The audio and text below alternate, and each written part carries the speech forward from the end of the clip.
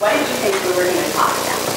How much fun did you think we were going to have? None. There we go. So I hope that will dispel and that you will actually see that this is probably, I think, one of the most interesting conversations. So I know that everyone's here because we have mandated new law, and I'm happy to talk about it. A little bit about myself. I'm born and raised in Westchester County. I own the global corporate training company. I'm a certified successful workplace coach, which means that I teach these classes mostly for post-MBAs, for executives all over the world. We've been doing this work for 30 years, so it's not new. The difference is the game has changed. So there's two requirements to be here today. One is you must participate. Should I say that again? So you must ask questions. This is meant to be a live, interactive conversation. So this is your chance to actually ask, can I do this anymore, Wendy? What will happen if I say to do this? Is it okay? This is the time for you to ask all the questions that you're worried or thinking about or not sure about. So it really, truly has to be a safe place where you can discuss it. I'm going to make some points probably 5 times, and you're going to say that you know that she's repeating herself, and the answer is yes. And I'll start it, and I'll say, the bottom line is that what we know now is it makes no difference whether you need anything that comes out of your mouth. The only thing that matters is what? What's heard, and most importantly, what is felt. So I'm going to and because I'm also probably a mom of 3 kids, I go to a lot of meetings, and very frequently the first thing that comes out of the mouth is usually some kind of camaraderie among them, right? They'll joke about the ties, they'll joke about the suits, or what they're wearing, or what they're not wearing. How do you think I feel? Love it. That's exactly right. The minute that anybody in your audience feels left out, you have a problem. So it's become much more complicated because the obligation is on you to find out how people are feeling. Do you see why this is an interesting conversation? Yep. So there's a sign-in sheet. You will all receive a certificate at the end of it saying that you've done your due diligence. But really the most important thing is that you ask me questions. I'm happy to share the deck with you. That's not the bulk of it. It's important to cover some points. But the important thing is for you to really leave with a sense of how is this going to change? How does this change the conversation? There are a lot of interesting things happening. I'm not in any way political. We're all looking for a respectful workplace act to get passed. Partisan act is fully expected once the government we're up and running on a more regular, fully expected. So the consequences of not really taking this topic seriously. Questions, comments? Anybody want to know more about me or? Do you talk? So we're going to be here for an hour. We recommend an hour training. This is our generic version. So some of you who are managers know that there will be more information about how to handle it from a management point of view. Some of you who are employees have a different lens about what to do in your organization. So before I jump in, Stacey said I'll make an announcement. So she's going to stand up. Stacey won women, I don't know if you all know this. Stacey won Women of the Westchester Women of the Year is a Hall of Famer. So I want to.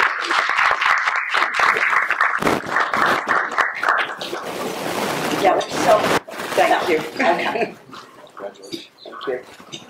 Okay, so let's talk about guiding principles. These are the principles we would encourage you. Look, I fervently believe in what I do for a living. Do I think you should post these? Yes. Do I think that posting them makes any difference? What do you think? No. You have to live it. You have to really ask yourself, are you working in an organization that actually follows these principles, and not 5 years ago or 10 years ago, but today? Do you live in a place where everyone has a right to say what they think? That's very challenging because we live in a very politically correct world. So now we're so scared to say anything that what happens in your organization? Silence. And then what ends up happening is the old-time pressure cookers. It builds and builds and builds and builds. So have you created an environment where people can come to somebody and share a story or a feeling? I can tell you, I have a story for every single bullet here because I do enough court-appointed work. But this is a story about a gentleman that had some pretty unusual pictures on his cell phone, on his private cell phone, which he left on his desk. They were super sexy pictures, guys.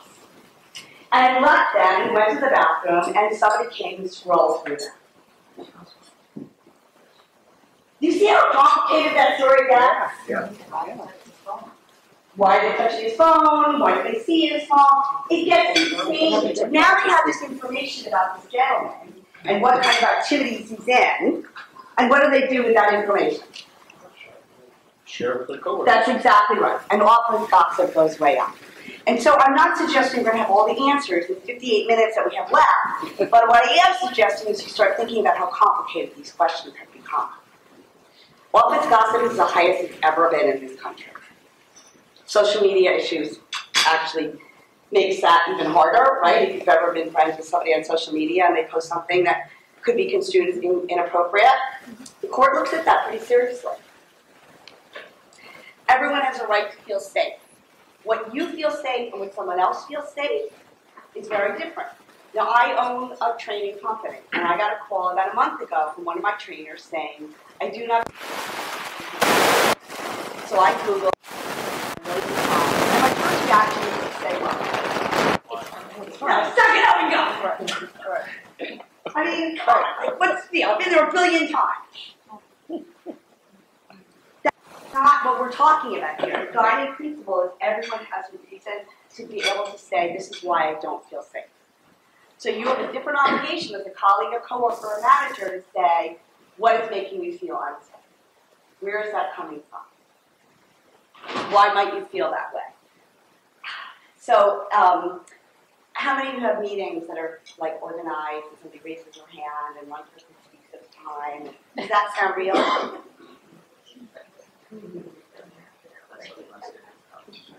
I know some people use a Native American tool, which they use a talking stick, and they pass it around in a meeting, and that can be helpful. But again, I think what's important here is, if anybody ever felt, and I hope that you're feeling safe enough to share, but have you ever left a meeting and not felt like you've been able to express your opinion? That's what we're looking for here. If you have an organization that anyone in your organization, maybe leaving, saying, I am feeling like I can't share, you have an issue. How are we feeling right now? The good news is there's great options for all of this. There's great options to make this. Confidentiality is respected, and that means it's shared. That's one of the rules that if we had more time and you were to roll out a manager class, you really want to look at retaliation laws. And so what will happen if somebody tells someone? And the most famous case study is somebody goes to their manager and says, so-and-so said a racist joke or a sexist joke. They immediately run to HR. The whole office finds out, and the person is really occupied. So having an organization that truly have confidentiality, that they understand what that means, is critical to do more. The no retaliation law is probably one of the things that supports, and we feel very strongly that you truly understand that somebody in your organization knows how to handle something in the right way. I'm letting some things sink in. So, respect others' boundaries. So I rarely read from the slide, but these are the guiding principles that you need to ask yourself, how am I doing? Give yourself a grade. Give your organization a grade. How would you do on that? This may surprise people because I'm pretty extroverted, can you tell?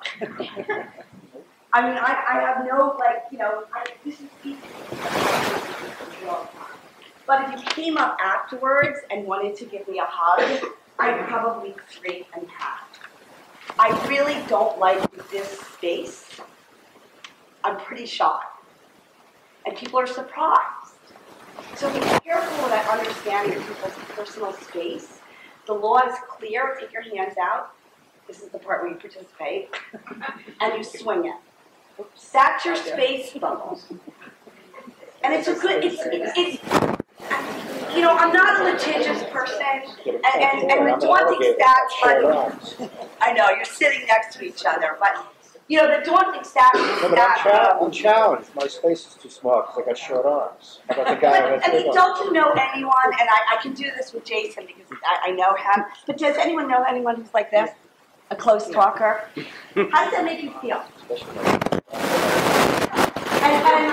And that's the bottom line, is that if the relationship is there, you're not going to become litigious. Let me be very clear about something. 90% of all lawsuits in the world happen here in America, and yours is among the highest. So we do need to take it seriously for a number of reasons. The American Medical Association did an amazing study a few years ago. They found that felt compassion to their doctor. They were 80% less likely to sue, even if the doctor messed up. We simply do not sue people we love or like. We just don't. We have a relationship with them, and we say, "No, we can't back up with her," because we feel safe.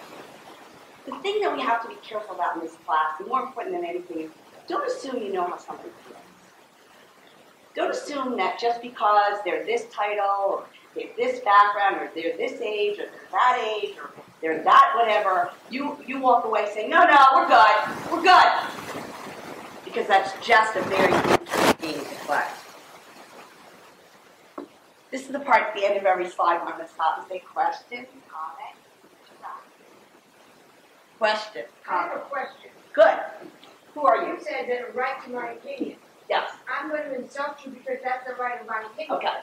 So how do I deal with that? You told me I have a right. Yes. Now you're going to sue me because I have this right. Yes. Well, and it's a great question. What's your name? Ever. Etta. So Etta should get a hand after the first question. So Etta says something inappropriate. Etta says something insulting. She says something inappropriate. Then the key in your organization is how it is handled. So the bottom line, if you handle it in a way that says, wow, you know what, I'm really disappointed that actually really hurt my feelings, and I'm really upset about what you said. Instead of what might happen in some places, where it spirals into an argument, you're going to end up in a very safe place. So the discussion for some, and I know this sounds self-serving, forgive me, because I own a training company with 300 classes for this reason is, have you taught yourself and your colleagues how to speak appropriately? We teach a class about how do you communicate with diplomacy and tact. Have you learned how to diffuse these difficult situations? Because then you're living in a space that says, I'm probably going to make sure that Etta, she's not going to say that.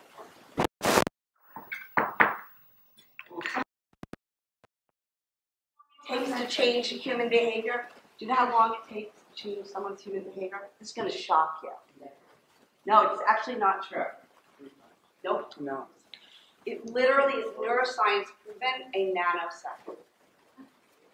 That's why we know, and I agree with the law. It doesn't need to be all-day training. In all due respect to my colleagues who are trying to roll out and make fortunes on this training, we don't need it. We need enough time for you to understand that our behaviors and our words might need to change. And that's it. The brain changes from 5 to 90 in a nanosecond. Is that interesting? Yeah, super interesting. I know, I have a great job because you get a do-over every day.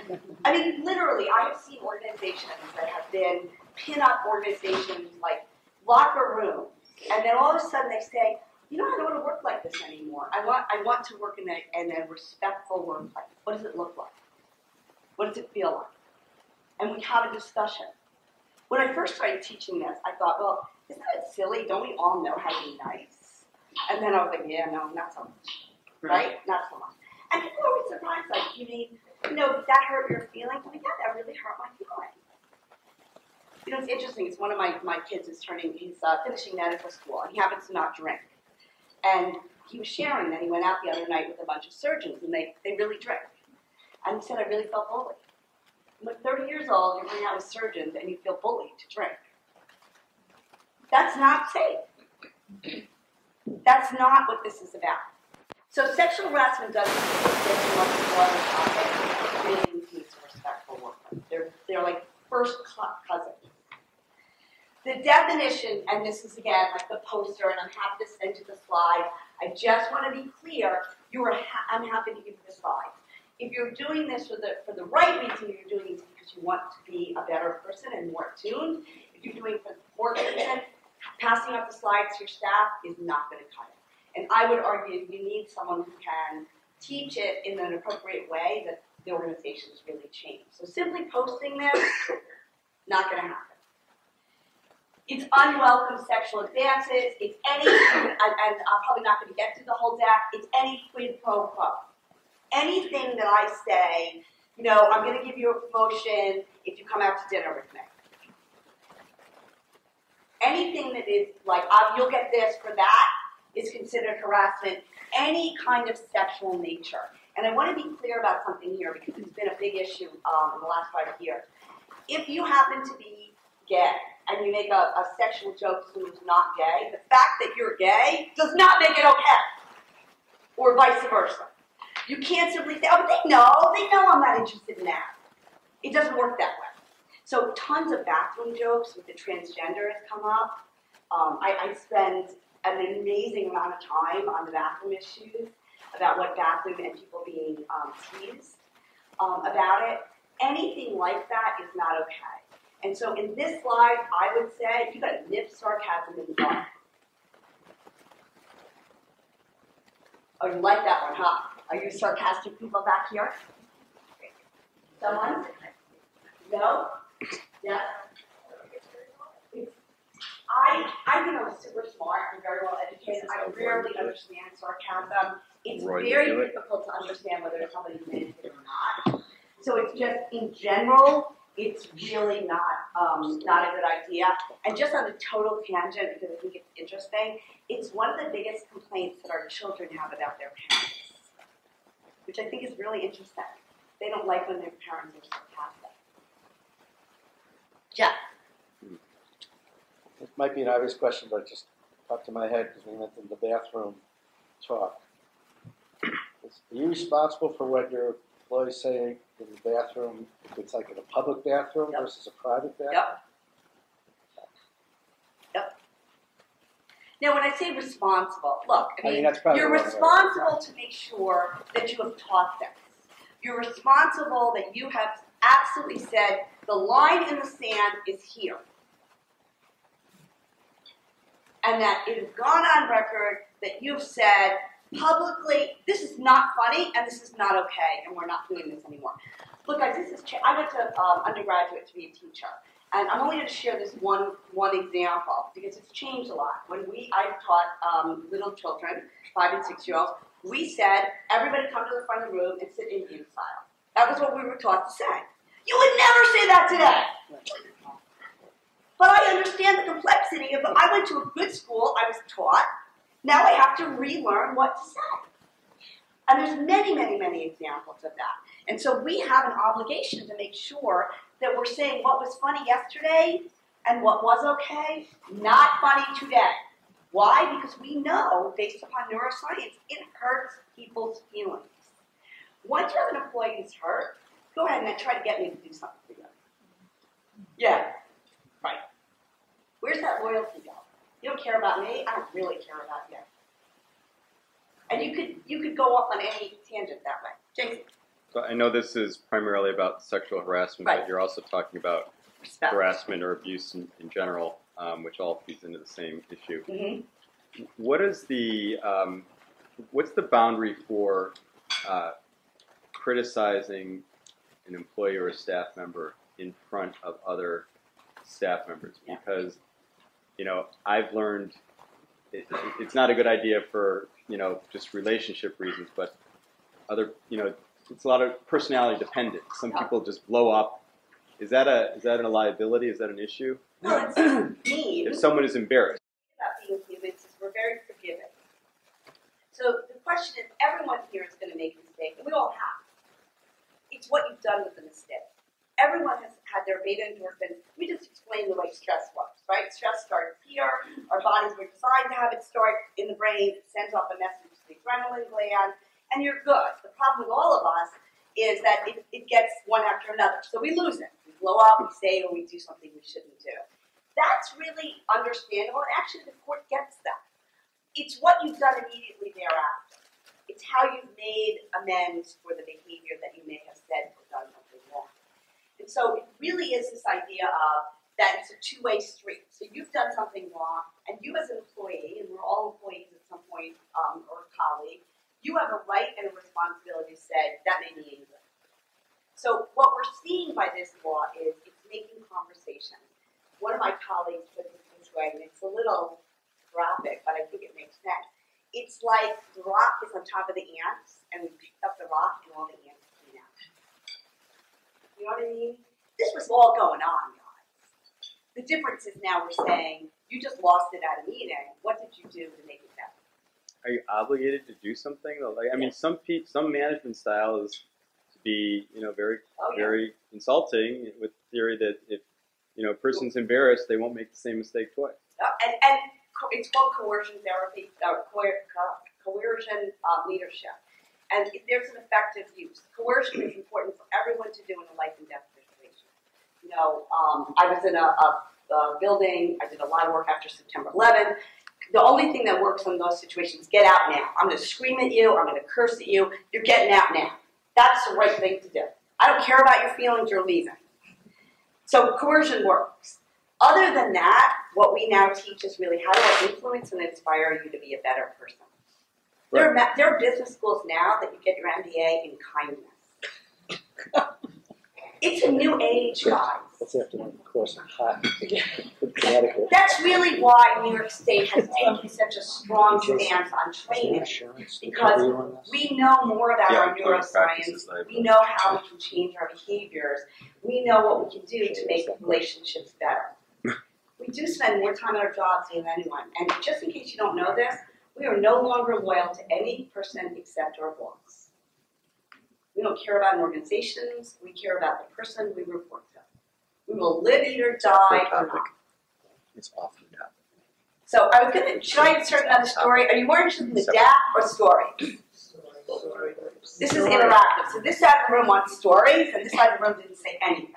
All right, I'm going to tell you a story about a real story that I made a mistake. And because I have permission, by the way, for my story. This is a few months ago. No, probably a year ago. And I had just bought a building, and the parking was very precarious, and we were all moving each other's cars. We had a big graph of whose turn it was to move everybody's car, because we only had 2-hour parking. And so it was this gentleman's, and the point of the story is for you to guess what I did wrong, okay? So it was this gentleman's time to move my car.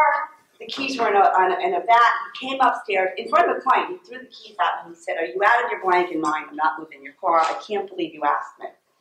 And I was furious. I mean, I'm his boss. It was embarrassing. There was a client in the room. I mean, it was just inappropriate behavior, to which I almost fired him.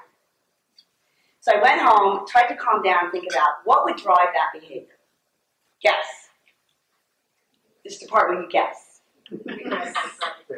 What? You knew how to drive the car, but thank you for playing. What guess? Because you're a woman. How could a male say that to you? Okay, but what was the point? What drove his behavior? Your job is to understand what drives people's behavior. That's the whole point of this class, to get to the root cause of how someone feels. He thought it was demeaning. He thought it was demeaning. No, because we all moved everybody. What about you took him away from what he was doing to go move the car? And part of the expectation, and again, everybody was doing everyone. And you know the game when you're young, hot and cold? Right. You're frigid cold. He didn't like you. Frigid cold. He had a bad day. He had a bad day. Frigid cold. With Frigid playing. I told you it's a fun class. It's a complicated, real-life class. You're frigid cold. This table has not played You actually. didn't get it. You didn't get You're it. not getting You the didn't get it. Go ahead. Not a snowstorm. You're frigid cold. You're not even in the same universe. No, frigid cold. Was your client female? No. He doesn't like doing what he's doing. Frigid. You're literally not thinking, you're not on the planet. Nationality? Closer. He wasn't capable of doing it. Closer. Oh, you made him feel like he was a car valet? No. Was he man? Closer over here. Who's the nationality? Closer. Closer. Nope. It's against his religion to drive a car. Nope. Closer over here. 2 more minutes. Your car is nicer than his car. No. He lost his license. He couldn't drive. Oh! He doesn't know how to drive a stick shift. Right. The point of this class, what you should have asked is, did he He feel was on a safe? break. He was on break. Why would the gentleman not feel safe to move my car? These are hard topics, That's guys. his job, though. Expensive car. Expensive car. Freddie's gonna bang it up. No. Closer, maybe. This is a gentleman. I don't anymore. I had a red sports car. I love that car. And this is a gentleman who was black. What was going on in the news at that time? Oh, they would like steal. He said, "Are you out of your mind? You are known in this town. They're going to see me driving your car. They're going to assume I stole it. How safe is it for a black man to walk into somebody's red sports car You and didn't drive? tell us those. You put my life in danger." That's how he felt. The cheaper place. Set up the server. It's interesting, right? Yeah. The point of it is, if I want to be a good manager, what I need to say to him is, tell me why you were angry. What happened that drove your behavior? What could I have done that was wrong? I don't have the same lens. I'm not a black guy from the Bronx. I didn't think about, he's going to drive this car and he might be scared that someone's going to pull him over and the police could do something terrible. That's not my lens. The whole bottom line of this course, if you get nothing else, is that you begin to understand what somebody else thinks and feels, even if you meant it. Do you think I meant anything like that? Never occurred to me to think about this is happening. I gotta watch the news. I read 4 papers every day. It's not the same. It's not the same lens that I have. No different than making fun of someone's age or fill in the blank. It really is the idea that that person has to have a right. Now, if I didn't have that type of relationship, he could have clearly filed a grievance against me, could have clearly said that my behavior could have been racist and inappropriate, and I would have gotten into big trouble. Instead, I came home, I thought about it, I called him up and I said, I don't understand what made you angry. Can you explain it to me? He said, I'm so disappointed that you didn't understand how you made me feel. It's a different conversation. But how could you understand if he didn't explain it to you? Just didn't keep that? No, in all honesty, isn't it his responsibility to say that? Say what you just It's said. her responsibility to have anticipated That's his right. response. That's a stretch. Listen, I don't think this is easy. This is not an easy topic. We're living in really different times. Look what just happened in Starbucks. This is not just about sexual harassment. That's probably one of the biggest mistakes that people are making. It's about your entire environment. And you're right, it becomes, what kind of conversations have I had? Do I understand how the news impacts somebody? But now you have to know about everybody's different ethnic backgrounds and what's correct, politically correct for that. Like you said before, you can't say somebody said Indian style. Right. No, but what I could say is when I set the chart up, if I were to redo it and hit rewind and had a different lens, I could have said, how are we feeling about this? Are there any worries or concerns? Is there anything that I should be aware of? Because part of it is simply what Jason's saying, asking the question. So if you have a volatile person, let me give you an example, and you have somebody in your office that tends to go off, the tweak that I was making, you're probably not going to change that behavior immediately, but what you're going to do is have the conversation with your team to say, what can we do to point it out to him? Or what can we do to point it out to him? You know, I've seen big companies, I work mostly with the Fortune 500, where they'll do the, you're doing it again, and they do a check-in, right? We call it the put the cookie down technique, you know, you've had too much to drink, do you know what I mean? It means that you're making somebody aware of their behavior before it gets out of control. You're starting to yell, you're starting to curse, you're starting to fill in the blank, use a long word, you're starting to say or do something you shouldn't do, somebody's self-correcting you. Does that make sense? No? Yes? Yes. Yes, like this, a little, no, yes? Okay. These are definitely what people want to know. So these are the nevers. These behaviors can never happen in the workplace anymore.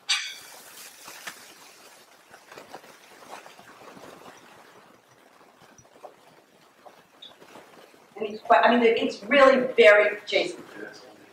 So we did this training already for my office, but I didn't want to ask this question in front of our staff. Right.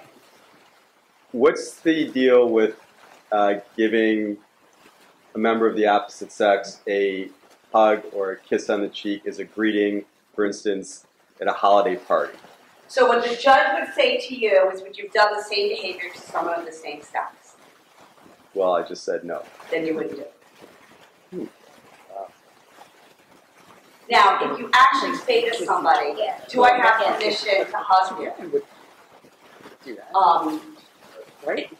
Is it a mutually, are you positive? If you are their boss, if there's any position of power, I have to say, I'll go on the record, that would be crazy to do that behavior to them. Because the truth is, guys, you don't know everybody intimately well. Why would you take a risk? And let's just fast forward and do what I do for a living. A year later, they don't get a promotion, right? What do you guys say? I always like the chit chat, right? They're the best. What are you saying? Just share. Really okay, share. Somebody was saying, come on. Look at the smirk. Just say it. No?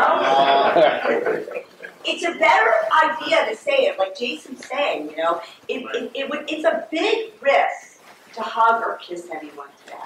You really better know them very, very, very well. And if you are their boss, I hope that something in that relationship never goes south, because it would not be a place that I would want to play. I have a boss for years.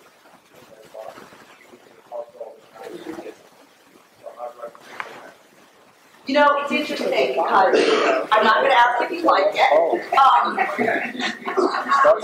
Start sneezing. Everything is always fine until it goes south. And so, well, I'll tell you how it goes south, and I've seen it, and I do it every day. Every morning I get up with a company that something happened. Last night, we're expecting some major layoffs that are going to be a major shock. These are probably the biggest layoffs that I've ever done in terms of it being a shock. This is going to be one of these phone calls that nobody expects. That relationship between those boss and those colleagues is going south fast to them. Because they're losing their job today and they had no idea what's coming. So, it's the thing that I don't like about what I do is I don't really see things when everything's fine. I only see things when things are not, right? When the court gets involved, where the manager's scared. So, look, at the end of the day, if it works for you and you're happy and the relationship is fine and you really feel like it's good, I'm not going to sit here and say you shouldn't do it. The courts are pretty clear, though, about a woman and a man, that fatal attraction. They're fairly standard on that. It's a position of power that they're interested in. So, do I think she should do that? Between you and her, I'm not getting involved in it. But do I think there's a risk? And do I think that relationship could change? Absolutely. I've seen it. Is there some law or statute of limitations where, so now she lays him off and he says, well, 20 years ago you hugged me at a Christmas party and kissed me. Is there anything? It literally was one behavior once. So one of the questions that we always do in intake is say, is this been repeated behavior? Is it repeated behavior, and is it behavior that seems to have gotten escalated? So there's nobody that's going to, I do this is not funny, but sometimes I'll do a court case, and it's just a gray area, and so the employee gets sentenced to 10 hours of waiting. I know that's funny, right? Because everybody said, look, they're really good people, they mean really well, sit down and work with the coach, and just learn how to do different behavior. So I just did one where the gentleman happens to be a gay executive, and he plays with women's behinds and breasts. And they say they like it, but it got caught on videotape, and the new hire not liking it so much. And I felt badly for the guy. He said, I've been doing this for 20 years. It's my thing. And the women I interviewed said, it's his thing. I'm like, that's a thing. Like, you can go around touching people's breasts. Like, it's not okay. It really is. No, really, it's not. Like, I get that it was yesterday, but it really isn't. So it gets complicated because I hear what you're saying, that, you know, it's the assumption that all of a sudden, not just women, men, people of color, age, nationality, fill in the blank, are saying, you know what, I've accepted something because it's been status quo, and actually, I don't like it. I don't want it anymore. And I have to be very personal here. Until I really started doing this, you would have asked me, I'm so used to calling me sweetie. I don't even hear it anymore. And the other day I was in a meeting with a guy, said, oh, sweetie, come here. I'm like, oh. And I said, yeah, I really don't like it. He's like, I always call you that. I'm like, I guess, but like today? I don't know, like, can you not do it again? And he was really insulted. Basically because he's been doing it so long and had never said anything. I mean, I was tapped on the head the other day. I know, do I seem like a tap on the head kind of person? No. But somehow I'm thinking, like, it didn't bother me yesterday, but now my awareness is, you know what, I kind of don't want you to do that anymore. I don't like it. Again, I mean, you're going to get these decks, you're going to see it. I do want to remind you something about emails. If you're on any email chain at all, any email distribution, and there's anything that is questionable, you are absolutely held responsible. You must send back a letter saying, please remove me from this email distribution list. The same thing is true with social media. If you are part of a group that has any questionable posts, and you have not removed yourself, you are absolutely responsible. I can tell you personally, I took an entire Sunday to remove myself from several email lists. It's just something I had not done. I'd been lazy about it, just deleted when it came. But I started looking at them, and I'm gonna be, for sake of being too controversial but honest, if you're on any email list that disparages our government, that is not okay. We have a very clear code of ethics of how we treat the title of the office. It's irrelevant to the person, how you feel. It is to the title. Yes? No. No? Yeah. What you do in your personal email, you can do. It's your work email I'm talking about. I think I wasn't clear enough about that. It's your work email. Your work email. So some of us, like me, where it's a gray area, is because I started as a solopreneur, so my Facebook page is both. And I hate that, but it is what it is. 30 years, people come and find me when they. So I don't have that freedom on my Facebook page because it's too blurred. It's just not. What you do in your personal life is your personal life. We have freedom of speech. What you do on your office email, I should have been clear, so thank you for, I appreciate that. So what about social media? I can tell you that what we encourage you to do is say, I need to unfriend you. I'm not comfortable. And listen, I never want to say any of this is easy. After the Newtown tragedy, that was for me personally, because I was very involved with that. I had to unfriend about 60 people. Their posts were just not appropriate for something. And it's not that they were right or wrong. They're not appropriate posts. And I can't define for you appropriate. It goes to your brand. It goes to your code of ethics. It goes to your reputation. It goes to how you want to be looked at and viewed. And look at it this way. If the judge looked at it from a different lens, what would they say? How are you liable if you're just on the chain? Yeah, it's interesting. I love that. This is a brilliant question. What's your name? Eric. It's a brilliant question. You are liable because what the court is saying is it takes a village to make a change. So you're liable because you've made no effort to stop it. so it's holding you to a different standard. It's interesting, right? Yeah. And it's so intense that I was at an office party, and it was a client there, and it was the CEO of a Fortune 10 there. And the conversation after a few whiskeys was totally inappropriate. And all I could think about was, that's all the court will say. Did you do your due diligence to stop it? So is there a context with those Sorry. statements too? Because I can hear you saying that in that environment, and I'll describe it in my imagination as in a humorous way, so that it lands one way, but on paper it Right. reads different. Does Yeah. the court differentiate the two? Intent. So they'll really look at it. I mean, you know, that's why, look, there's some rule, but don't be sarcastic. You know, that if you had to have a character witness come up, they're like, no, this is who they are. They will look at your Facebook. I mean, I don't know if you all remember, you know, people forget when President Clinton was back, you know, when the Lewinsky scandal happened. I don't know if you actually remember. What happened was they found the love letters, the notes, whatever, on their Xerox. He had deleted everything, but the memory on the Xerox stayed. There is no delete button. So it's generally not one time. And this is just my own opinion, not an expert. I bet I've been doing it 30 years. It's rare that someone got into trouble because one time they did something bad. It's really serious. They've been doing it for decades. This is the argument for hiring robots. No, this is the argument, and Jeff, I appreciate that. This is the argument for us to learn how to communicate in a way that said, I truly believe in that. I believe you should be able to talk to anybody about anything and shake hands at the end of it. And say, you know what, I totally value that opinion. I understand where you're coming from, but I totally disagree with you. I really believe that we have to change our standard. I am not a fan of political correctness. It's the worst thing that's happened because it silenced us. Now we're silent, so now we don't say anything, and it's the worst thing because nobody learns anything. So what you need to do is have organizations where you're free to say, you know what, I don't like that pinup poster of a bathing suit. Please take it down. And the person says, wow, I didn't realize that. In most situations, really, I'd be out of a job. And by the way, it's great for my business. This year alone, we did more work on telling people, hire me to come in and say your breasts are showing, please don't do that. And I like to imagine, you can't tell your employee, like you literally don't know how to talk to your employee about this.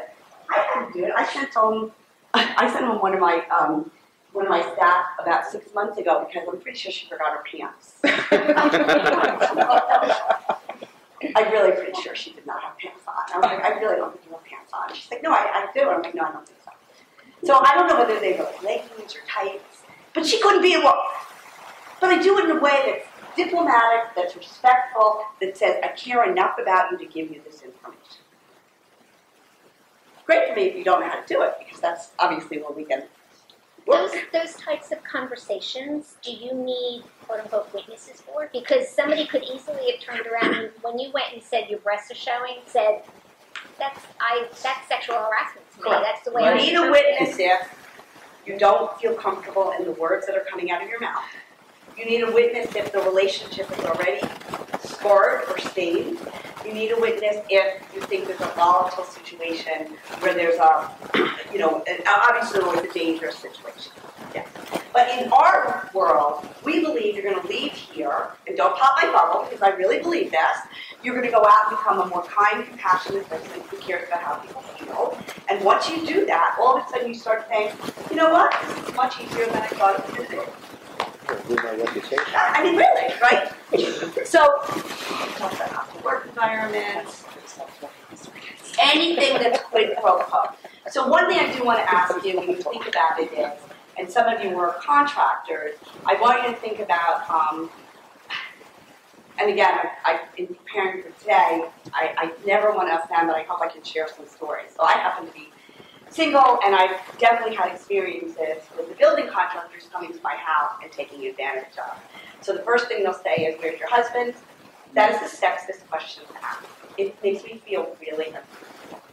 I don't know what to do with that. Why are you asking me that information? The second thing that they'll do is they immediately try to overstep, because you know women have done. So I just want to be clear, and it's happened to me. I mean, Jeff knows because I'll call him up and like say, do I need this? Do I need that? Or Jason or a few people where I'm like, I don't know. But be careful about that environment. There are more single women today. And just to throw in a fun fact, Mercedes now has an entire new program that just teaches people how to sell to women. We are the buying power. We have the money right now. The Latino communities, buying power. So learning how to speak appropriately to different groups is part of this conversation. I thought someone would have a reaction to that comment. How does that make you feel? Surprised? Not surprised? Not surprised. Not surprised. Which you're in the industry. Yeah. I get it every single day. Okay, where's Mark? Or who's my business partner? Happens to be my husband, but man. But I correct him immediately. No, you need to talk to no, it's no Mark. And so what Stacey's sharing is that puts her on the defensive to say, I can handle this. And what we're trying to do is not have that conversation, right? Not making somebody feel defensive. Anything quid pro quo, this might be very interesting here. So I have about 1,500 1099s. I run a very large 1099 business, and all of that includes all of them. So one little tip that I would tell you when they do make me angry or upset, I am a huge fan of voicemail. I don't pick up the phone. I go for a walk. I hit the pause button because those independent contractors have more and more and more rights. We're very much watching the Uber suits that go on. There's a lot of Uber suits right now that are in the courts. I don't know if you're aware of it, but about unfair work practices. None of them have really been settled yet. They're still waiting for them. So those of you who do have 1099, right now the court's not mandating things, but most of us think that's going to change. I mean, I'm not talking about Hollywood suits. I'm not talking about it. You're welcome to ask me about it. I'm certainly very familiar with it, but and that's where it went explosive, like the Matt Lauer stories and things like that, which I've been involved with. The difference with that is that culture had gotten so out of control, and it becomes very complicated because those are stories where women were going to people's hotel rooms at 2 o'clock in the morning, and so there was part of a culture. I'm making an assumption that you guys are not inviting people to your hotel rooms at 2 o'clock in the morning, so don't do that. So if you are doing blatant behavior like that, that's really so far along the spectrum now, right? We have a very strict policy now. We don't do things like client cocktail parties that we don't have to. And that's been a big transition for my contractors. They're really disappointed that they love them. We had a lot of trouble last year with this.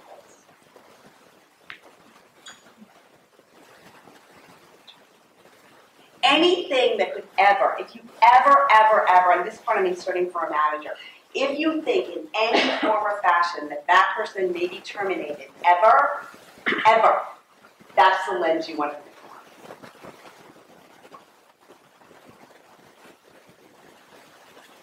This is the respectful workplace, and so I will give you one activity that is a great activity to do that you're welcome to take. All you need to do is take a Post-it board and do a line. And literally ask anyone that works for you to define what respect means. Here they put polite behavior, here they put polite behavior, and here they put rude behavior. And that way you'll have an idea of what do people in your organization need. People are always surprised that I fall apart if anyone yells at me, really personal. I can't stand being yelled at. Is anyone else in the room like that? I mean, only 2 of us in the whole room? You all don't mind being yelled at? Who likes it? Well, some people do. If they're who doesn't care? Who's very tolerant to being yelled at? Guys, those are the only 2 choices. You're going to have to participate. Yeah. Raise your hand if you don't like it, and raise your hand if you don't care. Okay. Now, it was much more Wendy, stop yelling at us. You are totally entitled to your opinion, and I need to know where you fall. Because anything that's over here, by court, by the law, anything that I consider to be rude behavior, you need to be mindful of. So one of the biggest, hottest issues today is cursing. The millennials, if you work in a multi-generational, they don't even know what a curse word is. They just say everything. I mean, their voice messages, oh yeah, it's blank, blank day. It's like, hello, you can't say that. So the courts are having a field day with what is a curse word. This has been a huge issue. And there's no resolution to that, because the fact is, the millennials are brought up differently. We did a really cool study about just, think about from a TV point of view, right? So I'm 57 years old. When I was young, we watched I Love Lucy. A married couple had to have separate beds. They were not allowed to share beds. Today, you're 16 and pregnant. It's a little different. So it's confusing to the brains, because when your brains are formed, right, it's confusing. That's why that's a good activity to do with your staff, so you get a sense of what they like. Questions? All right, let's do a quick time check. Okay. These are usually the slides that people want. We're not going to define pornography because the courts really have trouble with that one, but it really is anything that would seem that there's a consensus. And the grayest area there is, of course, Sports Illustrated swimsuit magazine. That's probably the one that is the most gray area. I've never seen any definitive answer. How many of you find it beautiful? Raise your hand. Nice. This is a shy group. I did not expect that this morning. Only 2 men in the whole room find this model's pretty. Anyone else like it?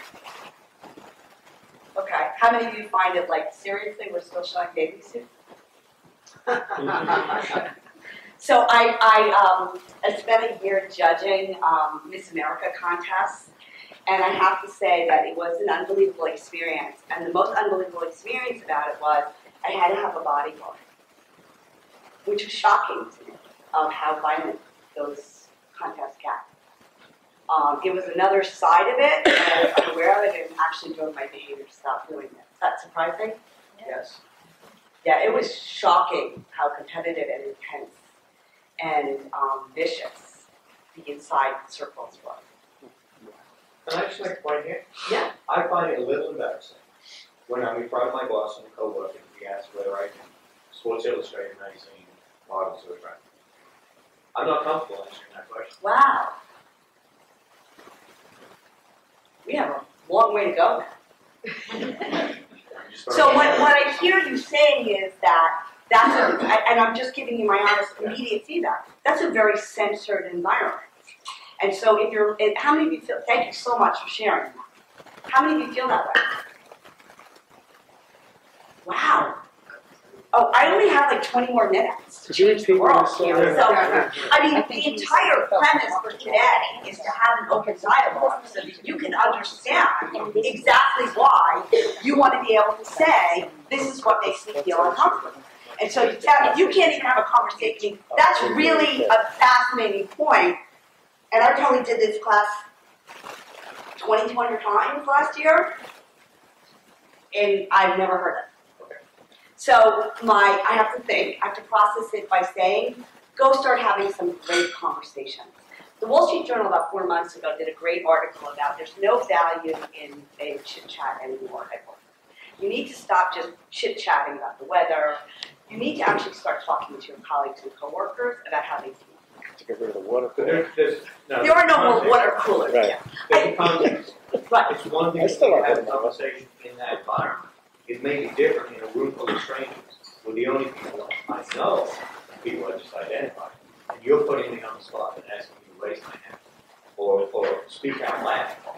That's About your own opinion. Yeah. Yes. No, I hear you. Matter. And you certainly should, you are absolutely allowed to feel that way, because you do. Right. But the answer is that for us to really solve this problem, we first have to have the conversation. Right. We have to be in a place where we can say, here's what I don't feel comfortable with. And here's where we're going to disagree. And so if I can't even, and I mean, obviously, I don't know, because I didn't expect you to be quiet. I didn't have that expectation. So I'm like, is this different than you thought it was going to be today? Or what did you think? Oh, so what did you think? Much more clear cut, do this, can't do this, that. Wouldn't that be starting nice? with what the law states and the common interpretations of the law and how that manifests itself in the workplace, like literally. Right. would be nice, right? But just to give you an example, a demeaning name. So we're saying we can't even talk about a bathing suit. I'm not saying that at all. That you don't feel it with people that you don't necessarily feel comfortable with people. Right, Right, because that's what I meant. isn't the crux of all of this that things are not necessarily black and white. Right. That there are so many areas of gray. We're not even aware of them until we stop trying to count. Right, and let me be very clear about something. This is not a sexual harassment training. This is a sexual harassment prevention training. There's a big difference. So the idea behind it is how do we prevent it? We prevent it by saying, I don't know if I should say this or not. Help me understand what you think is near. Help me understand what's wrong. I'll give you a perfect example. My mom is 83. She was shopping at the Westchester. She couldn't find something. So the salesperson said, just go online. And my mother was, I would say she was very upset. And she's just like, why are you being so mean to me? And it escalated pretty quickly because the salesperson lost their temper. And said, we don't have to go online. My mother's like, I don't go online. What line? Like, I don't do line. And I said to him, you realize that she's 83 years old, right? This is an age issue. Most 83-year-olds are not going online to do online shopping. Some might, but many don't. So it's not black and white. It's have you taught yourself and your staff to have a lens to think about the words that are coming out of your mouth and how they're going to make someone feel.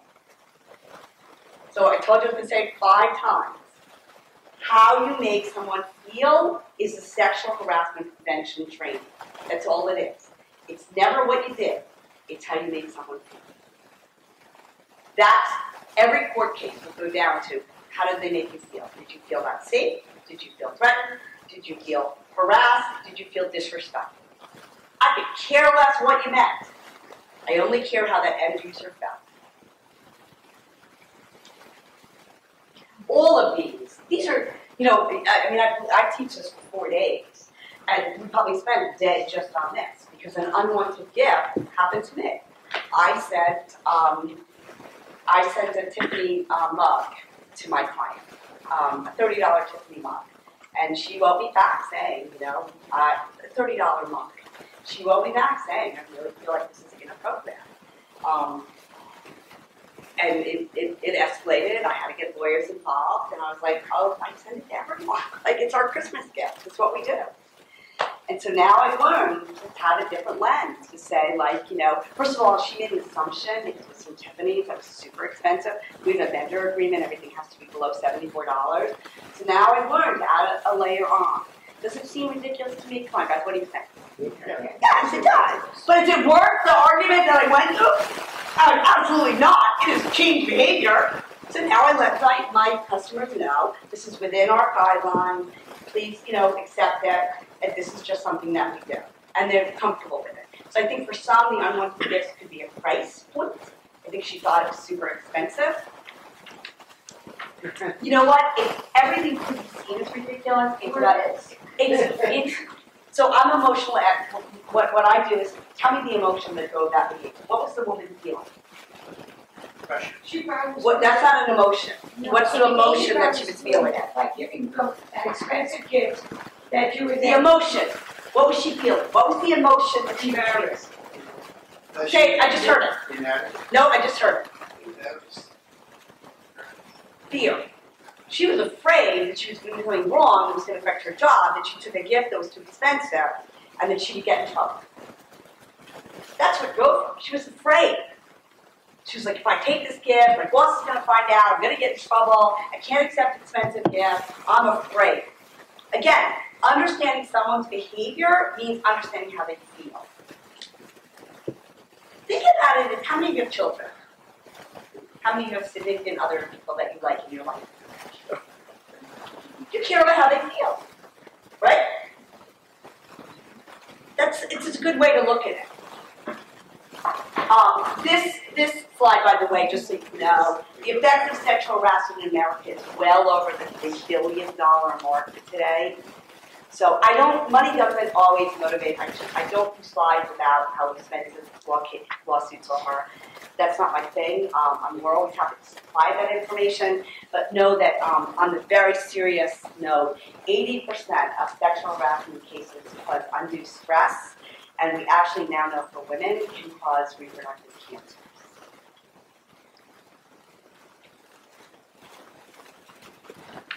Everyone pays the price.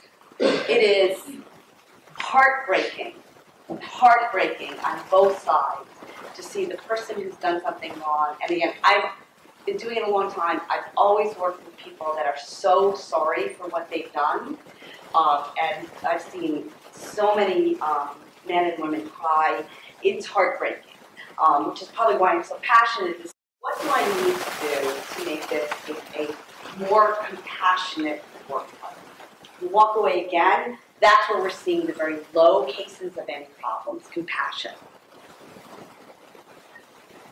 Now, I have time check. Perfect. So the last 12 minutes, we're going to talk about what should you do if. So if you are on the recipient end, you want to teach your employees, your staff, and yourself to say no. So you have a policy where somebody is always free to say, please stop that behavior. Simply. Yes? Yeah.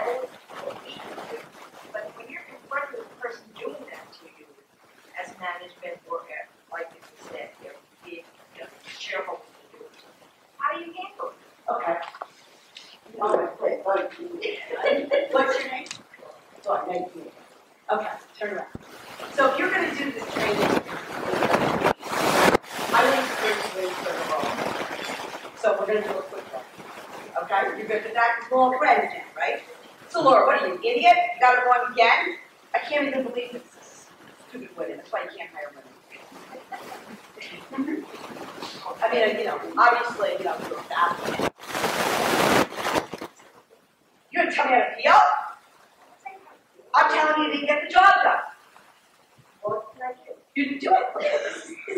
This is, and nobody asked them. Is Laura making the situation better or worse? She's engaging in the inappropriate behavior. So insert, what do we want to train Laura to do? Tell me what can I do for that? So, and that, by the way, that's probably the most common behavior. I'm not going to ask, because now I've been told that I shouldn't ask that.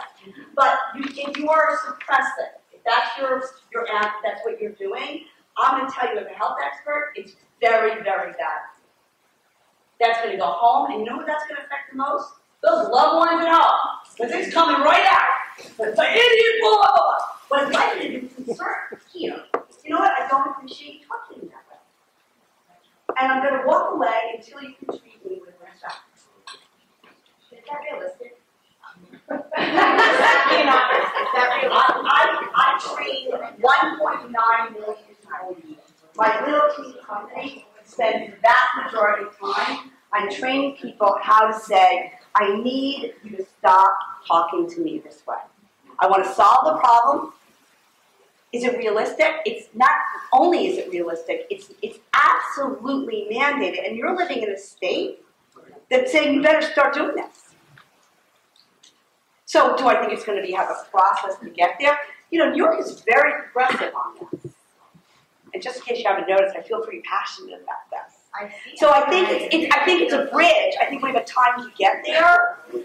And trust me, I mean, I do this in Tennessee and Oklahoma and some places that my talk is a little different because they're not quite there yet. Here, we want to empower everyone. I coach my mom. I mean, she's so lucky to have me, right? I took her outside. We sat down, we got a cup of coffee, and said, I want you to walk back in, and I want you to tell that woman how she made you feel. Because you have an obligation to respond. You have to take that time to go back to someone and say, I no longer will let you talk to me that way. I lost a friend this year like that, by the way. Not easy. Jeff. Sorry, I'm sorry. Jeff. Any situations, it's a little, question's a little out there, but We would expect nothing else. I love Jeff's questions. two partners, Mm-hmm. can one claim hostile workplace versus the other partner? Absolutely. I'm doing that don't listen to this story for a second, Stacey. I'm doing a husband and wife team right now. And their marriage actually seems pretty steady, but at work, they're having some issues. Absolutely. 100%. I've seen it in law firms. I mean, and I really want to be respectful of people's times. So you can see there's a whole reporting procedure part of this. That's really much more on the manager side of it. Also on your side of what you need to do. I am a big fan of the employee assistance programs. If your companies need information, I think one of the greatest, very, very, very inexpensive tools is to have an EAP, which is a confidential service. It really literally costs like pennies per employees. It totally removes it from you. You simply say, you need to call the EAP about this situation. I'm 10 people, I have an EAP. It makes my life much easier. What's the EAP? An employee assistance program. It's a confidential hotline that your employees can call 24 hours a day, 7 days a week, and you as a manager can refer them to the EAP. It's a great, inexpensive tool to offer. And I'm happy. I have business cards. I'm not in the EAP, but I can certainly refer you to the EAP. I think one of the benefits with this class is to be able to say, look, maybe you don't feel safe here, maybe we're not going to change it, but you're going to have a confidential hotline to be able to call. Right now in Westchester County, you should also know United Way. If you haven't used United Way, if you don't have an EAP, everybody should feel comfortable calling 211. It's an amazing resource. You should all donate to it.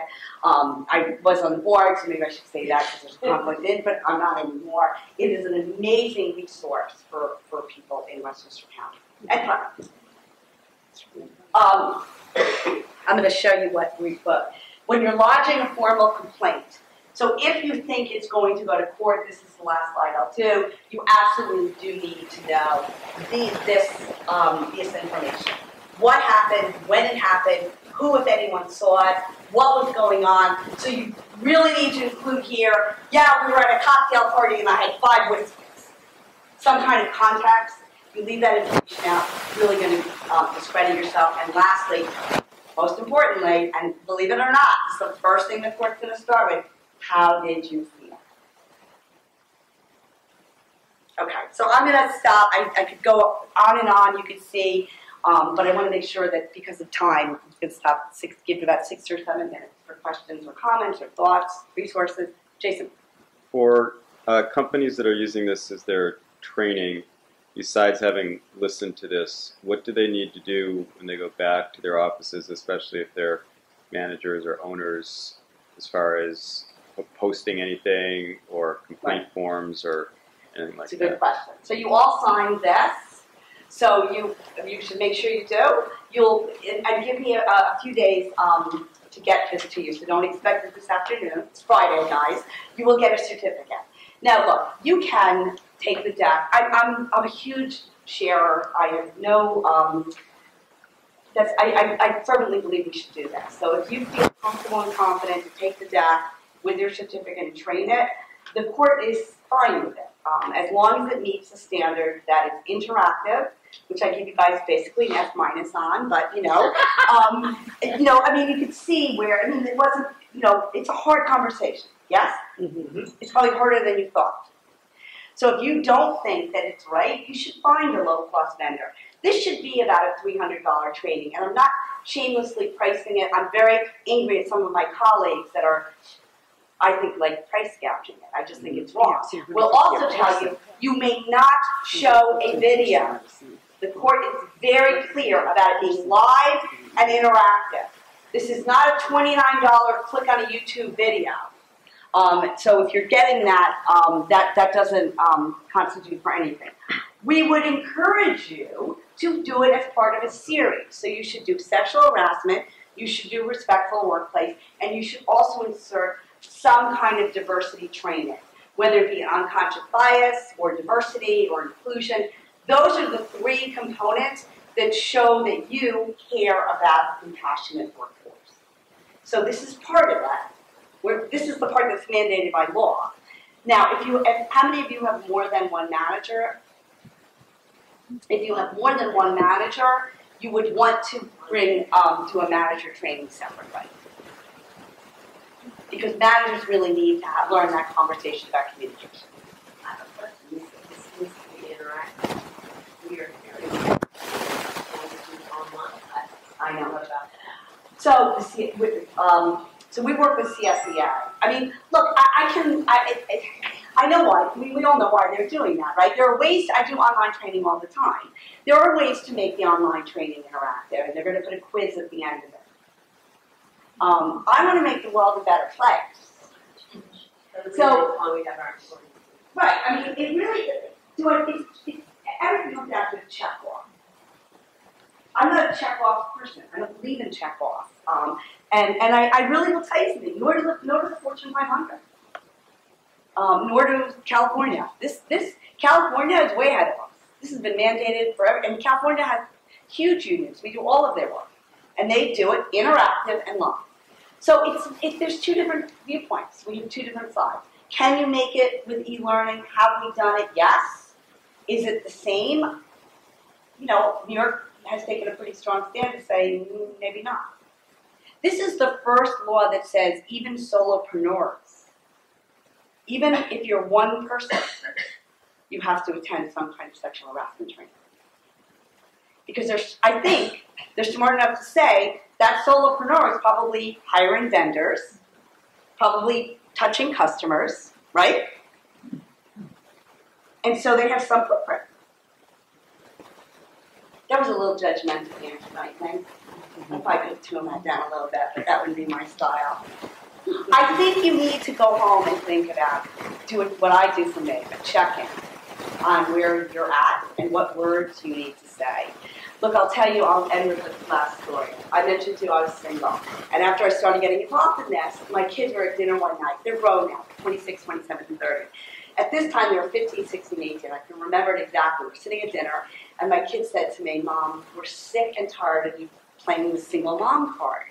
I was like, what are you talking about? And they're like, everywhere you go, you play the single mom card. You get a lot of stuff by playing the single mom card. And I don't realize it. It's just something I've done for years. What never occurred to me was how it made them feel. I never thought about it. It was a totally different lens. And when they sat there, I had this check-in moment to realize, I'm not even doing it with my own children. I think I am. And that was it. And I changed every staff meeting after that. And I said, how does this make you feel? Like, what am I doing that I can do differently? And by the way, it encouraged some turnover in my organization. And you know what? It was a good thing. So you have to be open to that idea. So again, you're all looking at me like, questions, comments, what resources? I mean, there isn't a ton of YouTube videos that I would recommend. I do think there's a ton of different of very good books that are written about being a respectful workplace. But probably the biggest, the most common one that we use at business school is called "When Work Is Killing Me." And it's an interesting read. It's a video. It's unfortunately, some of these things are very pricey, but if you're interested in that, you can see it from a different lens. So, I don't know what else to say. Jason, help me. They're not talking. I have one last question. Oh, good. Please. I'm dying up here. What do you do with both existing relationships between two coworkers? We have several, and then like developing relationships. How do you handle that, or what should you require? So let's start with the ones that need to be repaired, right? There are two that are not. No. There are just like married couples and existing relationships. Oh, this is such a funny. I have a story about this. My first day at work, I was working at Hertz, and I was in HR. It's called Employee Relations, and we wrote the book. And we wrote the personnel book, and the personnel book talked about you can't have sex at work, you can't date anyone at work. And so my first day at work, I wanted to be made a good impression, so I stayed late, and I walk into the conference room, and two people are having sex on the table. I'm like, in paragraph 2.1 it says, and by the way, just so you know, they're still married today, and they're happily. So we've come a long way. They've come a long way. I think what's great about it is making how people feel being comfortable around them, right? So if you work with people that are married or in a relationship, it's them being aware of how they might make people feel. I mean, that's the place we meet people. We meet people at work. That's real. So I think if they're in a relationship, they do have to learn the appropriate behavior. Right. Right? Yep. If they're beginning a relationship, I absolutely encourage absolute full transparency. I have blogged about this, guys. I'm so over the top. I run a full financially transparent company. So I believe in full transparency. I think any other way, just what it does is foster gossip. So what does that mean? They It have to means they come report it out. to. So you should require that if two people You are in can't require. Be very careful about using the word. The courts are very clear about the word require and substitute encourage, and we would substitute as experts inspire.